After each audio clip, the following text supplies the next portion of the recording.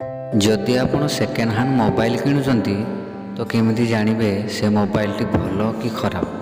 साधारणतः आमे second hand mobile किणी थाउ, आमे जानि न थाउ जे से मोबाइल टी कहारो ओ जदि किए चोरी करके आनी तो आपण को हाथ में बिकिदेव तो आप किणी नेबे तो ताहा आमे चेक करवा जे मोबाइल टी भलो कि खराब।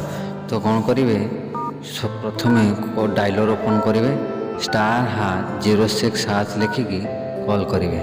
तापर देखो ईएमआई नंबर शो करदेला से ईएमआई नंबर को आपण कॉपी करेंगे तापर क्रोम ब्राउजर को जाइकी से ईएमआई रो डिटेल चेक करेंगे। केमी चेक करेंगे ना क्रोम ब्राउजर खोलिए तापर लिखिए ईएमआई प्रो इन्फो। देखो ये मुझे लिखुची ईएमआई प्रो इन्फो लिखिकी सर्च करेंगे।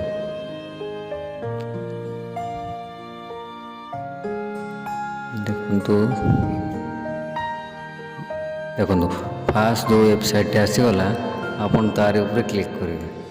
देखो तुम करुची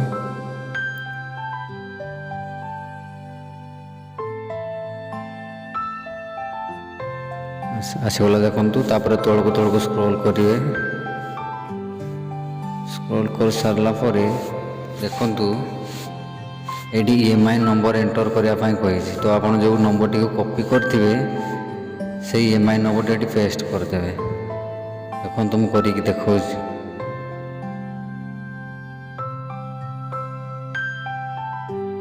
देखो तुम पेस्ट कर I am not a robot उपरे टिक कर सारा पर चेक रे क्लिक करेंगे।